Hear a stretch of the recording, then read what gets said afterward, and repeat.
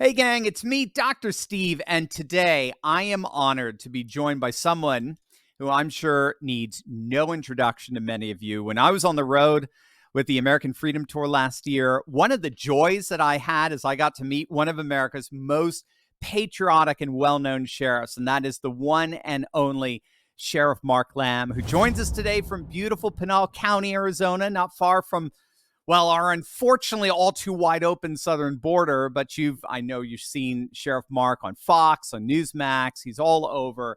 And he's got some big things planned for the future. And we're going to find out all about it and more. So, Sheriff Mark, my friend, welcome back. Great to see you again. Thank you, Dr. Steve. I know most of your listeners probably already know this. If they don't, I'm a huge fan. I think your show, the positivity you bring, the just how well educated you are, just the different views you bring to it, I just appreciate it. And I think if we had more Americans listening to your show, we wouldn't be in the state we're in. So thank you. Yeah. Well, and it's not every day that you hear one of your heroes tell you he's a fan. So thank you. Thank you. Thank you, sir. Appreciate Thank you it. very much. Hey, man, without further ado, let's get right into it. You've been busy since we last saw each other. Tell everyone the big news of what you got going on there. If I'm a glutton for punishment in this life, that's what I am. I believe there's a book called U Squared that talks about taking the quantum leaps in life. If you haven't read it, it's a great book. And I believe in taking those quantum leaps. I love being the sheriff, and I've just thoroughly enjoyed representing and serving the people of Pinal County. And I'll continue to do it until my term is over. But my wife and I, we just looked at what was going on in this country and what we're dealing with here in Arizona, whether it's the border crisis, the deterioration of the rule of law across America and in our state. And we felt like we got to do more. And so I threw my hat 2 weeks ago into the ring for the U.S. Senate race here in Arizona. And we're going to take this state back and hopefully take this country back as well. And let's start to get back on the right track, because Arizona, along with America, needs a proven conservative fighter that's going to stand up for the people and that is going to fight for the things which we love in this country, which are God, family, freedom. Amen. Wow. Yeah. I talked to a friend of mine who has since moved down to Texas, and he's volunteering with a border militia patrol down there, working very closely with Border Patrol. And the eyewitness testimony of the nightmare scenario that's happening at our southern border, what he shared to me was utterly horrific. Can you give us a sense of what you've seen on the border in Arizona, and how much that has helped animate this drive to run for the Senate? Yeah, that's a great question. On Monday of last week, I was on our helicopter flying around with Border Patrol. We had groups that we were chasing, a group of 9, a group of 12. You have 2 Border Patrol agents traversing these steep mountains and canyons looking for these folks. Then we flew along the border and found 53 women and children, small children, many Yeah. of them whom had no parents there with them. Who had just crossed over the border. Then we had a pursuit in one of the other towns as we were coming back, making our way back along the border. Then we had more groups going out. This is what we deal with every day. And now that it's heating up, we're going to have a lot of actual humanitarian calls, 911 calls for people left behind. And then I got a concerning call today. And that call was from somebody telling me that there are currently 21,000 people crossing our northern and southern border every day right now. Dang. And if it gets much higher, they will basically just take everybody and dedicate them to processing, leaving us completely vulnerable, which is what we anticipate once this Title 42 goes away. Right. So, I mean, this is what we're dealing with every day. And the reason I did this as a sheriff, I realized there's only so much I can do. I can fight every day, but the sole responsibility for immigration control and enforcement, for stopping drugs coming across our border, falls so squarely on the shoulders of the federal government. And this has been reaffirmed by the Ninth Circuit when we tried to pass a law here in Arizona back in 2010, 2011, where they reaffirmed that it is the federal government's responsibility.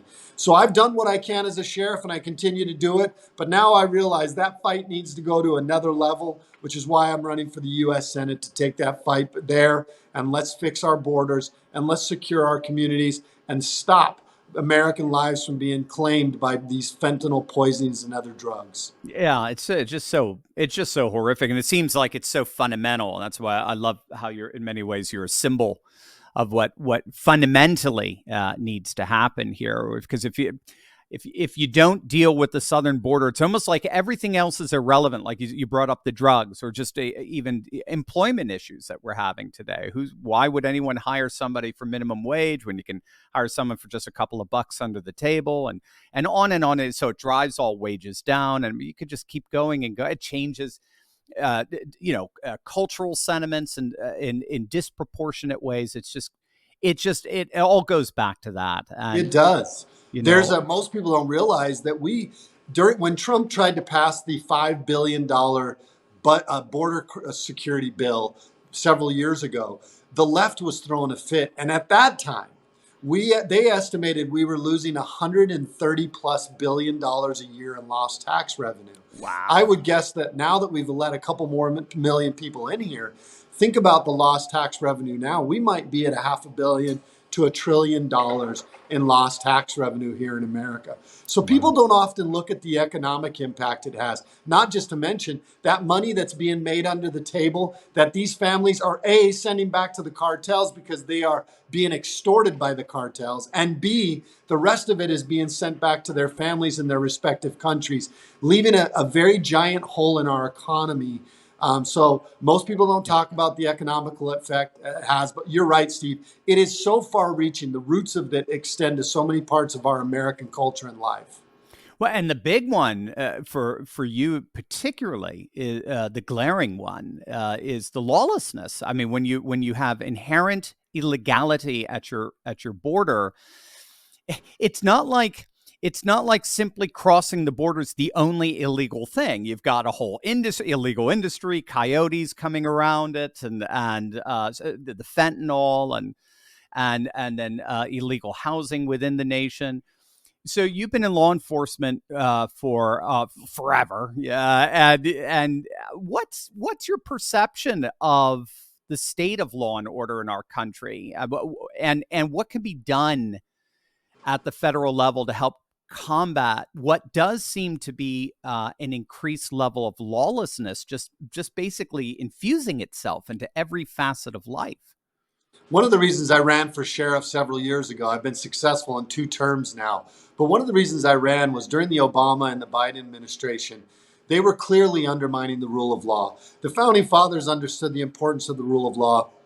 The first charge of the Constitution was, we the people of the United States, in order to form a more perfect union, establish justice. It was Right, the very first thing they established because they knew how important that was to the Republic of America. And we need the rule of law. And so what the other people who want to change America, who want to fundamentally change it, they understand this. And so they undermine the rule of law by talking about defunding the police, by highlighting any mistakes we make, or making things that we do well look like mistakes. And then the best way right, to undermine the rule of law is at the southern border. So when we talk about what we could do from a federal level to not undermine the rule of law, let's start with securing our southern border. How yeah. about let's enforce the law? How about we enforce the laws that are on the books and not make it political, not go Right. after somebody because of their political affiliation or ideology? Why don't we just enforce the law? You cannot come into this country illegally. That is against the law. And it is certainly illegal to bring drugs in, to enslave humans, to do all of these things. And so when we talk about enforcing the rule of law, Steve, it's really going back to the basics, keeping it simple. And that is enforcing the law. Right. And that's how we start to restore the rule of law in this country. And let's start by securing our southern border, where they are allowing unlimited amounts of people that come into our community, many who do not love this country, who Mm. wish ill will on it. And they are also flooding our communities with drugs, causing us to have to pick up those pieces. This is another reason why Arizona needs a proven conservative fighter, not just on border crisis issues, but on the rule of law issues as well. You need somebody that knows what it is, stands up for the rule of law, is not going to bow down to this woke left, and who is not going to allow them to demean the profession of law enforcement in this country. It's so interesting because it's not just the defund the police. It's also this, bizarre sort of obsession with disarming American citizens as well. It's that combination, defund and disarm. And we know, I mean, again, you're on the front lines of law enforcement and protecting Second Amendment rights and the like. What do you see as what's the situation you see with gun rights in our nation, and how do you think that's going to be playing out in the next few years, especially with Democrats seemingly so obsessed with? Again, I like how you said, if it's one thing to point out law enforcement makes mistakes, as if nobody else does. It's a whole nother thing to exploit those mistakes for nefarious purposes. And again, I think we're seeing the same thing with how certain facets of government are so quick to exploit human tragedy, terrible, murderous tragedies that happen, so as to empower themselves more, defund the police more, and take guns away more. How do you see that playing out in the next few years? Well, I think they're going to get extremely aggressive. They have been aggressive and they're going to get more aggressive. Instead of addressing the core issue, which is mental health in this country, dealing with not catering to mental health, but actually addressing mental health and identifying it. And then we don't have to worry about these issues. But what they've done is they've made guns the bad guy. Look, I had Yeah. an English lady from the BBC out with me, and I took her to the range and had her shoot some guns. And she was saying something about how dangerous guns were. And so I took my gun out and I put it on the tailgate of the truck.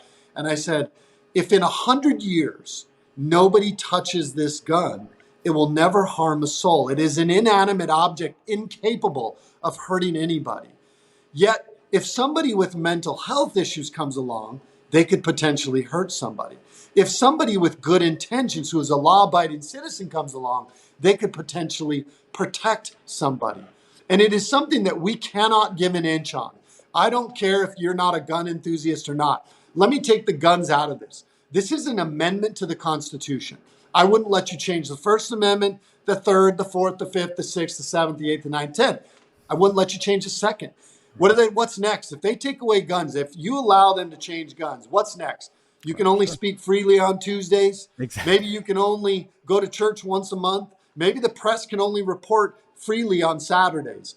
It may sound satirical, but we have entered the world of satire in this government, Yeah. and Yeah. anything and everything has become possible.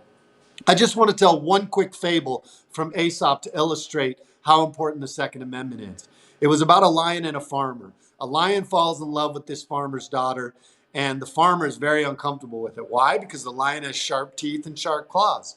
And so he says to the lion, I'm not comfortable with this. And the lion says, don't worry. My sharp teeth and my sharp claws are here to protect your daughter, not to hurt her. And so the farmer's still uncomfortable, realizes he's not going to stop this love. The lion comes to him and says, I want to marry your daughter. And he says, okay, I'm going to do it on one account. I want you to remove your teeth and I want you to remove your claws. And so the lion thinks about it hard, but he loves this daughter, the farmer's daughter, so much. He eventually agrees to it, takes his teeth out, takes his claws out, recovers from it, shows back up to tell the farmer what he had done, and the farmer clubbed him to death. The moral to the story is don't ever give up your teeth or your claws, because it keeps the farmer in check. And it does allow for us to protect our loved ones. And especially when a government is undermining the rule of law, it allows for us to continue to protect our loved ones and ourselves and our what the Declaration of Independence so eloquently outlined, our right to life, liberty, and the pursuit of happiness. Wow, that was brilliant. Yeah, if one amendment is negotiable, they're all negotiable. That's right. If one goes, they all go, and it's the logic is inescapable. I mean, obviously, you've been in law enforcement all your adult life. I mean, I know you're politically passionate, but you mentioned your wife. You and I were talking about this a little bit earlier before we were on camera. I mean, what's the motivation behind you running? I mean, we've all see the problems, but getting out there and taking your service to a whole new level. What you said something to me, and if you don't mind, I'm gonna release it for everyone to see. In effect, you said I could not run. There was something that was tugging at you so much. Can you dive a little deeper into that? Yeah, as a law enforcement guy, if there's a building on fire or a crime occurring across the street, I don't just stand on the corner and wait for somebody else to do it. We have to run in. And I want to circle back to that just in a second. But look, initially, my wife and I, people kept asking us, Carrie Lake, Blake Masters, so many people kept saying, Sheriff, you need to run for Senate. And so we started looking into it. And I said to my wife, let's come up with reasons of why not to do this. And in doing so, we actually felt compelled to do it. And if you don't know, many of your listeners probably do. And my gratitude goes out for the prayers. But in December, I lost my son and my 11-month-old granddaughter and my soon-to-be daughter-in-law to a DUI accident. A drug driver hit them and killed them. And just like that, life changed. And what it reminded us is that there is no guarantee for tomorrow. The only thing we take with us in life is what we do. And just being that we were equipped to do this and somebody had to run in this building, I was willing to do it. And I always say, if your house was on fire or there was thieves in your house, which there are, the government's thieving, from us every day, or if there's a domestic situation where mom and dad aren't getting along, which is what's going on in this country, even within the Republican Party, you don't call a politician. You call the sheriff. That's right. Why? Because we are uniquely qualified and experienced to bring balance and order to chaos. And we don't put party in front of that. We put, let's fix this issue. Let's look and see what's going on. We look at evidence. We look at truth. And that is what we base our decisions on. And we need somebody that is that proven conservative fighter that's going to go out and do this every day and restore balance and order to the chaos we see in this country. Wow. The protector of the Shire. Absolutely, man.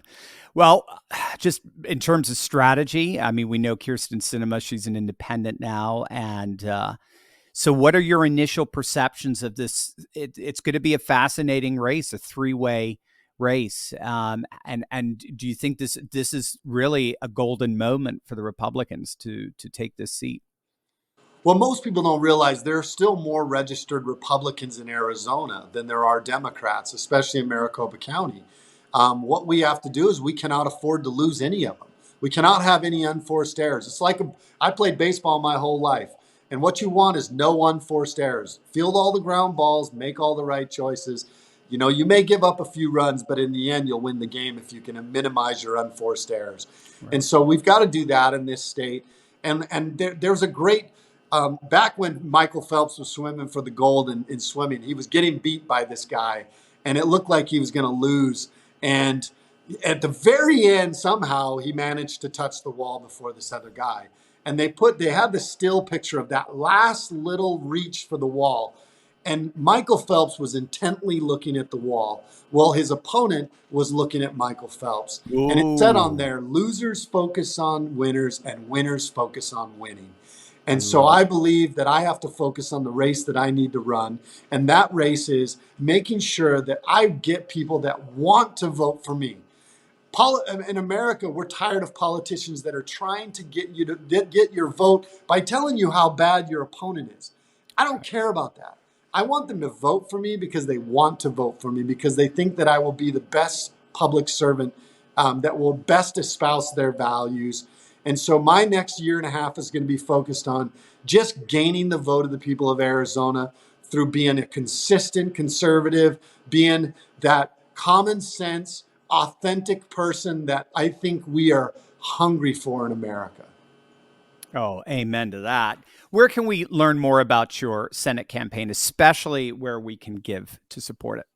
Yes, and thank you for that. Please go to sherifflambforsenate.com. sherifflambforsenate.com.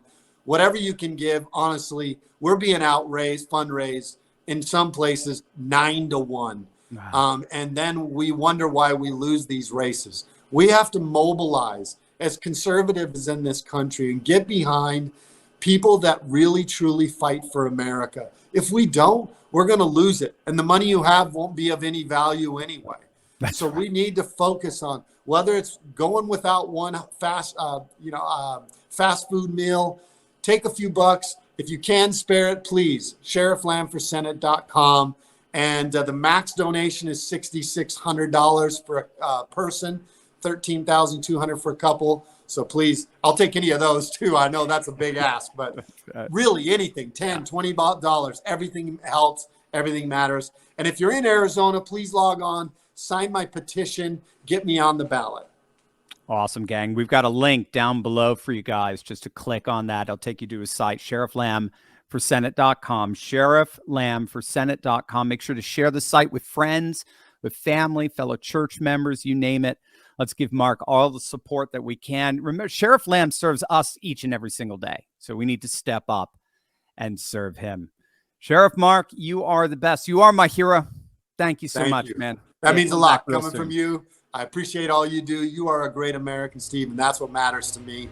I love great Americans who are passionate about this country. You, sir, are that, and thank you for your voice. Thank you, Sheriff Mark. God bless. God bless you, too.